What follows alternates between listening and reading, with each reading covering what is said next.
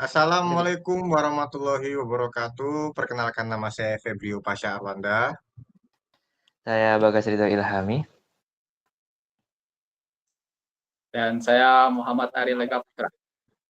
Oke, di sini kita sudah bersama narasumber kita yang akan diwawancarai sebagai Wakil Ketua AMCC. Silakan perkenalan diri. Oke, terima kasih atas kesempatannya. Perkenalkan, nama saya Ahmad Filawi dan di AMTC itu saya maksudnya itu sebagai wakil ketua, diamanahi sebagai wakil ketua. Sebagai Wakil Ketua ya, atau sebagai Wakil Pemimpin. Sebagai Wakil Pemimpin tentunya mempunyai latar belakang, tanggung jawab, dan cara mengorganisasi UKM agar terkelola dengan baik ya. Dari segi keaktifan, ketentraman, dan keadaan SDM-nya. Saya ingin mewawancari Anda. Ya, pertanyaan pertamanya adalah, sebagai wakil ketua, apa sih peran Anda dan tanggung jawab utama Anda di UKM MCC ini? Oke, terima kasih atas pertanyaannya. Untuk peran dan tanggung jawab, kurang lebih kalau peran utamanya itu sebagai yang mendampingi ketua dan juga sebagai strategic partnernya juga, partner dari ketua umumnya, dan juga sebagai tangan kanan atau ya tadi partner dari ketua. Untuk tanggung jawabnya ya pastinya kurang lebih ya mencakup internal organisasi kayak pengawasan dan juga koordinasi antar departemen dan divisi, juga monitoring juga tiap-tiap pengurus, dan juga sebagai yang memotivasi pengurus gitu agar selalu semangat gitu dalam belajar. Lalu juga mungkin buat perannya sebagai wakil itu ada mungkin menggantikan ya, kalau misal ketua ada suatu halangan yang tidak bisa ketua itu hadir, pastinya di situ wakil bakal bertanggung jawab untuk menggantikan. Oke, jadi tugas wakil nggak jauh beda sama tugas ketua ya. Kita lanjut Ya. ke pertanyaan kedua. Untuk ya, kepemimpinannya atau metode kepemimpinannya, metode apa sih yang Anda terapkan dalam membantu ketua dan mengelola anggota-anggota di UKM MCC ini?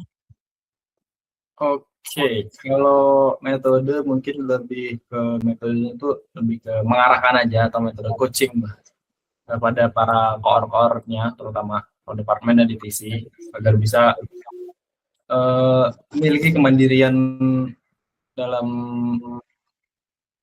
menjalankan tugas-tugasnya lah. Terus untuk dalam membantu ketua, saya itu lebih fokusnya ke mungkin manajemen operasional dan juga detail-detail yang lebih teknis. Jadi ketua itu bisa lebih fokus buat mengarahkan ke kebijakan atau manajemen yang lebih besar gitu. Oke, terus kita lanjut ke pertanyaan nomor tiga. Menurut Anda nih, apa sih tantangan terbesar dalam memimpin organisasi berbasis teknologi seperti UKM AMCC? Oke, untuk kalau konteksnya tadi teknologi ya, organisasi teknologi, karena kecepatan perubahan teknologi yang semakin hari itu yang sangat cepat banget, atau pace-nya itu cepat, jadi ya kita pasti harus terus menyesuaikan kurikulum, karena kita juga basisnya itu adalah organisasi keilmuan, jadi ya kita harus Hmm, selalu relevan dengan tren teknologi yang sedang ada sekarang gitu. Jadi memastikan buat tiap-tiap divisi pelatihannya itu bisa up to date dengan tren teknologi sekarang. Oke, lanjut. Oh, oke. Sekarang dari saya ya, untuk wakil ketua AMCC saya ada pertanyaan nih. Ada 3 pertanyaan yang nanti saya ajukan kepada Mas Alwi ini ya.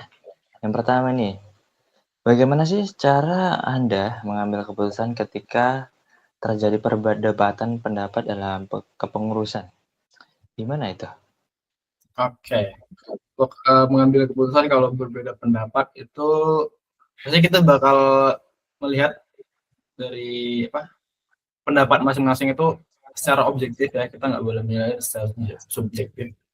Dan juga Benar. kita harus mikirin juga apakah pendapat itu tuh menguntungkan atau malah justru merugikan.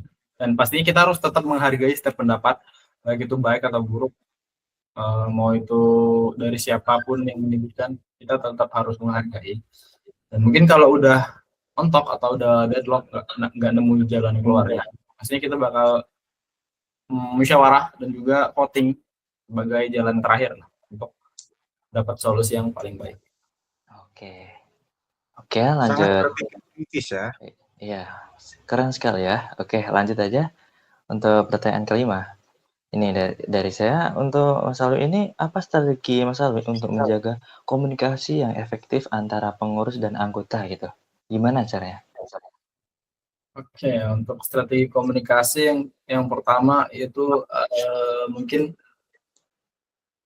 menyampaikannya itu lebih struktural ya, untuk kalau dalam lingkup organisasi. Jadi Ya benar. kalau dari ketua itu ya sebisa mungkin ya jangan langsung ke anggota-anggota dari masing-masing departemen divisi.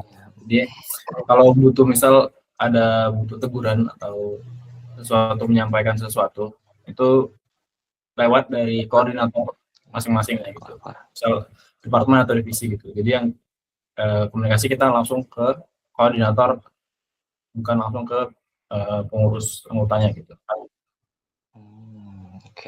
Oke. Lanjut aja. Oke. Pertanyaan terakhir dari saya, bagaimana sih cara memotivasi agar dari anggota itu tetap aktif gitu dalam berkontribusi dalam kegiatan UKM AMCC ini? Oke. Untuk itu mungkin kuncinya ada di rasa memiliki ya. Jadi kita berusaha buat memastikan anggota itu kontribusi mereka itu berdampak tuh. Jadi mungkin bisa dari memberikan apresiasi kecil seperti melibatkan dalam suatu kegiatan, dan juga menunjukkan manfaat langsung kalau apa yang mereka lakuin itu berdampak gitu untuk mereka sendiri. Oh iya. Oke, terima kasih. Lanjut. Oke, Mas Nisa. untuk pertanyaan untuk Mas Alwi, kan Anda ini baru dilantik sebagai wakil pemimpin dari UKM AMCC ini. Tentunya AMCC ini kan sudah ada sejak lama dan pasti banyak juga kan anggotanya. Nah, tentunya juga ada dan pasti ada perbedaan pendapat dengan sesama yang bisa memicu kericuhan dalam UKM itu. Nah, Anda sebagai wakil pemimpin tuh bagaimana sih kira-kira nih? Tapi sebelumnya kira-kira Anda pernah nggak ada konflik internal dalam organisasi ini? Kalau konflik antar sesama anggota itu sejauh ini alhamdulillah memang belum pernah terjadi ya. Cuman kalau misal ada problem seseorang gitu yang mungkin dia bermasalah lah. Nah itu mungkin cara mengatasinya pastinya bakal kita lakukan mediasi ya. Jadi kita nggak bakal menegur langsung di tengah-tengah orang-orang lain gitu. Jadi kita bakal ngobrol mungkin face to face antara ketua wakil dan juga pihak terkait gitu. Jadi benar-benar ngobrol secara langsung empat mata gitu. Dan mungkin juga kalau amit-amit nanti bakal terjadi hal yang seperti itu, pastinya kita bakal nggak boleh membela secara sepihak. Kita harus mendengarkan dari kedua belah pihak itu gimana POV dari masing-masing pribadi. Jadi kita harus cari win-win solution dan nggak fokus cari siapa yang salah, tapi lebih fokus ke gimana cara memperbaiki masalahnya.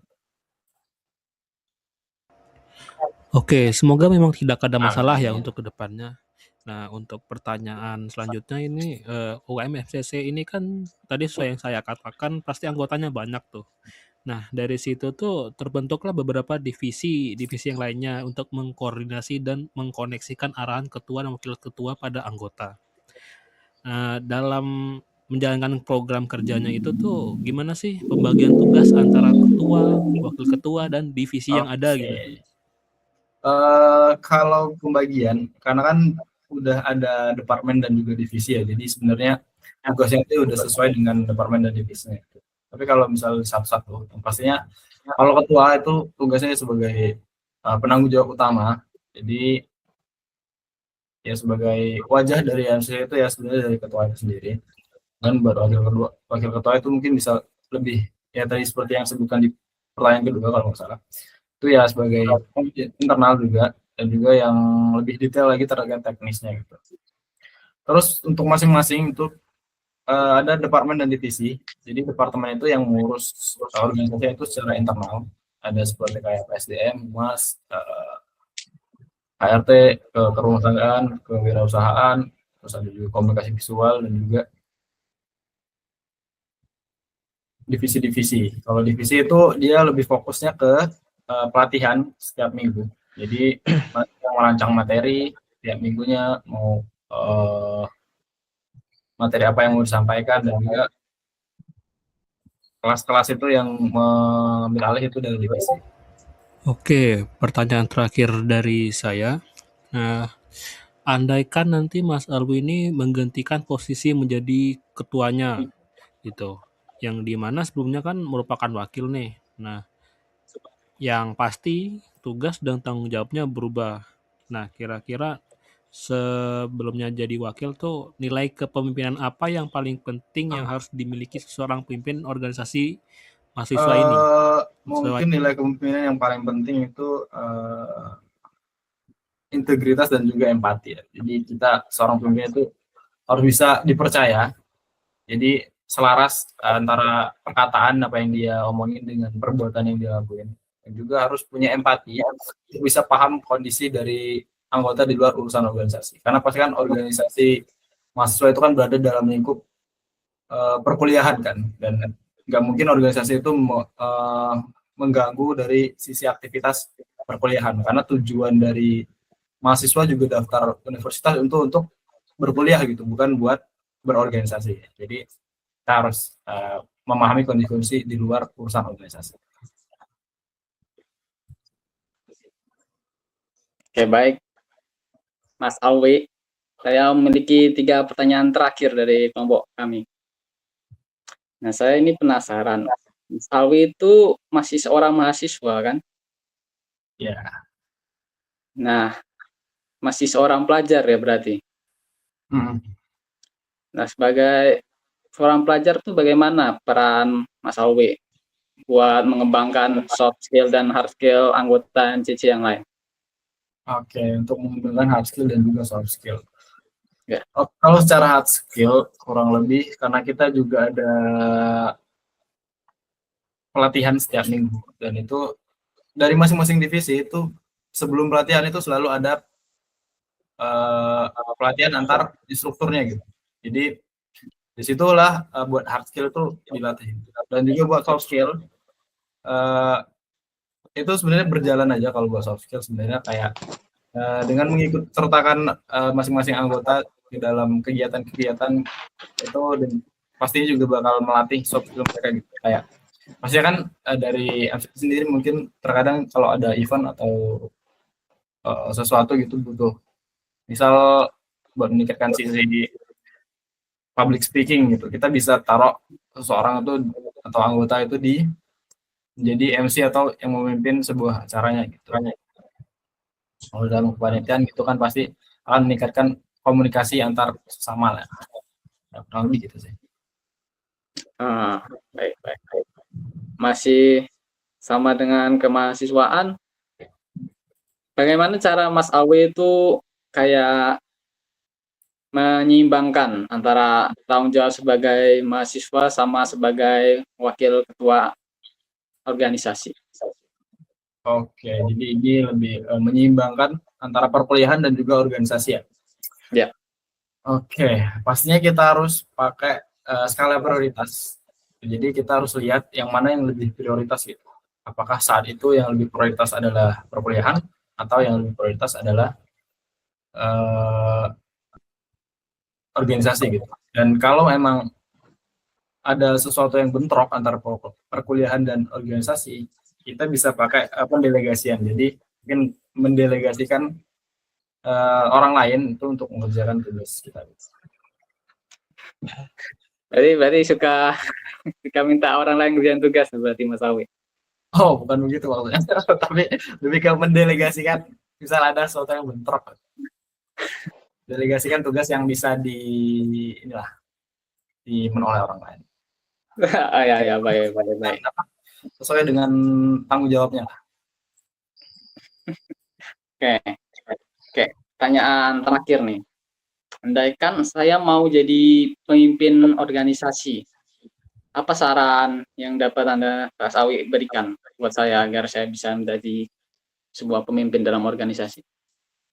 Oke, pemimpin berorganisasi ya. Ya. Lebih ke siap dengan rasa tanggung jawab aja, terus juga jangan takut berproses dan nunggu ngerasa siap untuk jadi pemimpin.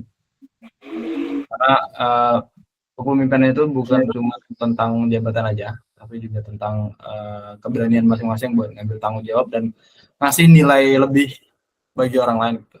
Dan juga belajar untuk mendengarkan daripada berbicara, dan juga harus belajar dan percaya dengan orang lain. Oke, mungkin itu saja sih. Oke, terima kasih buat Saudara Alwi yang sudah meluangkan waktu malamnya ini untuk diwawancarai. Sekian dari kelompok kami. Terima kasih. Assalamualaikum warahmatullahi wabarakatuh. Waalaikumsalam warahmatullahi wabarakatuh. Terima kasih.